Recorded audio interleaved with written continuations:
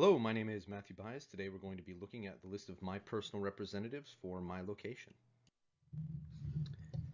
So first up we have my federal senators. We have two of them, which would be Dianne Feinstein over here on the right, and Kamala Harris, not pictured here, who, because she is no longer a state senator, she is now in the White House for better or for worse, and to finish her term is Alex Padilla over here on the left. All three of them are Democrats, which is a trend you will see moving forward. Next, we have Mark Takano over here, pictured right here in the middle. And this is a picture of my congressional district, which is District 41, the 41st Congressional District of California. And over here, and again, we have another Democrat right here. Now, this is the best image I could find of voting trends of the area and surrounding areas. However, this simply shows this is from a congressional point of view. It doesn't show the actual neighborhoods and their voting trends, which is going to be relevant when we talk about gerrymandering in a couple of slides. So those were my federal representatives. Now we're moving on to my state representatives. Richard D. Roth over here, and this would be the 31st Senate District 31 for California. And this is a very low-res slide, as you can see. Unfortunately, I couldn't find any better pictures of either of these.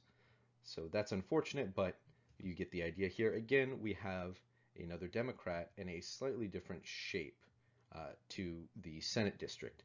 All three of the districts are going to have different shapes, which is relevant to the gerrymandering point. However, it's difficult to draw a conclusion from simply the shapes of these districts. For State Assembly, we have Assemblyman Jose Medina, who is a Democrat, pictured over here right in the middle, and a slightly more high-resolution picture focusing on Moreno Valley. We can see that the Assembly District cuts through Riverside, but takes up the entirety of Moreno Valley and Paris. Gerrymandering is the act of drawing district lines based on voting habits, such that a certain group, usually in the United States, this would be either Democrats or Republicans, is not accurately represented. And the way this can happen is that if a certain area, simply just by square mileage, contains, for this example, which would be what, let's take an example of what gerrymandering would be in the state of California. A square area going north to south and east to west is a majority Republican. Now, what can happen is these areas can be cut up such that the Republican area takes up a small portion of the total area. Thus, instead of having a district which is voting Republican, instead it is now has a smaller amount of Republicans and a larger amount of Democrats, such that there are now two districts instead of one, both of which would be voting Democrat now and having Democrat representatives. Now, although we have both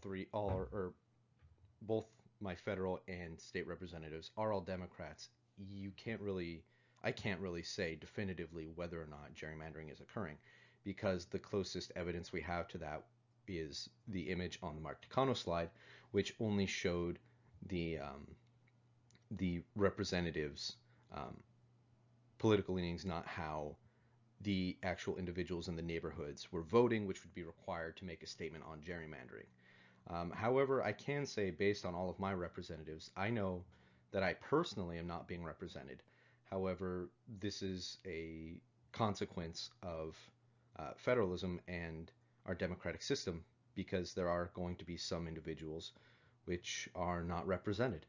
But to call that gerrymandering would require significantly more evidence, and it's not something I'm comfortable stating definitively at this moment.